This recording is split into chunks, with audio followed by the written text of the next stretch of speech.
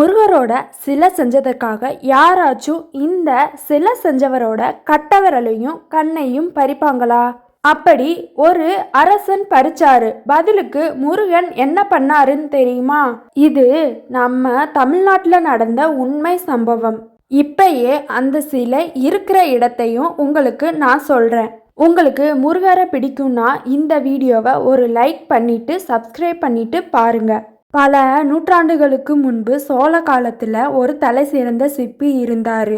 அவருக்கு முருகர்னா ரொம்ப உசுறு. முருகரோட சிலை ரொம்ப சூப்பராக பண்ணுவார்.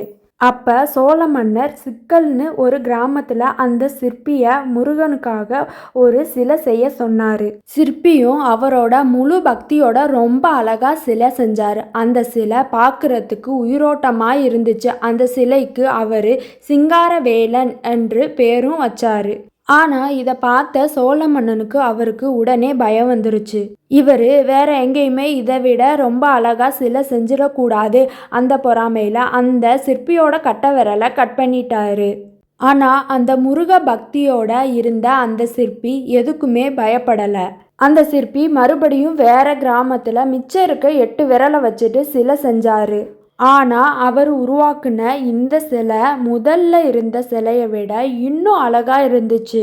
சிலை செஞ்சு முடித்த உடனே முருகரோட மயில் கால் அது தரையில் நிற்காம பறக்க போகிற மாதிரி அவருக்கு தோணுச்சு.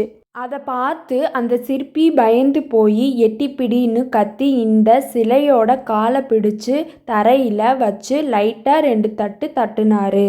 அது என்னன்னா அந்த ஊரோட பேர் எட்டுக்குடின்னு வந்துச்சு. ஏன்னா அந்த கோவிலோட பேர் எட்டுக்குடி முருகன் கோவில் தான். இந்த 2வது சிலை ரொம்ப அழகா இருக்குதுன்னு இந்த விஷயம் அந்த மன்னனுக்கு தெரிஞ்சு உடனே அந்த சிற்பியோட கண்ணை பறிச்சிட்டாரு. இப்ப அந்த சிற்பிக்கு கட்ட விரலும் இல்லை, கண் பார்வையும் இல்லை. இதெல்லாம் இருந்தாலுமே அவரோட முருக பக்தி குறைய கூட இல்லை, இன்னும் அதிகரிச்சுத்தான் போச்சு.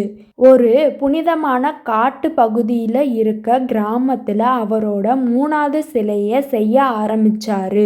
இந்த தடவை அவர் கூட உதவிக்கு அவங்க பொண்ணு இருந்தாங்க.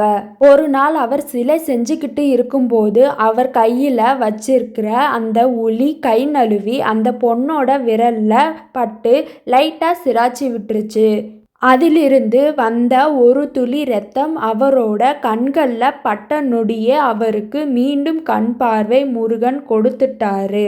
அவர் மகிழ்ச்சியில் என் கண் கத்தி இருக்காரு. அதனால இந்த கோவிலோட பேரு என்கண் முருகன் கோவில். இந்த ஊரோட பேரும் என்கண் தான். அவர் செஞ்ச முதல் சிலை சிங்காரவேலன். அந்த கோவில் சிக்கல் கிராமத்தில் இருக்கு. 2வது சிலை எட்டுக்குடி முருகன் கோவில். அது எட்டுக்குடி கிராமத்தில் இருக்கு.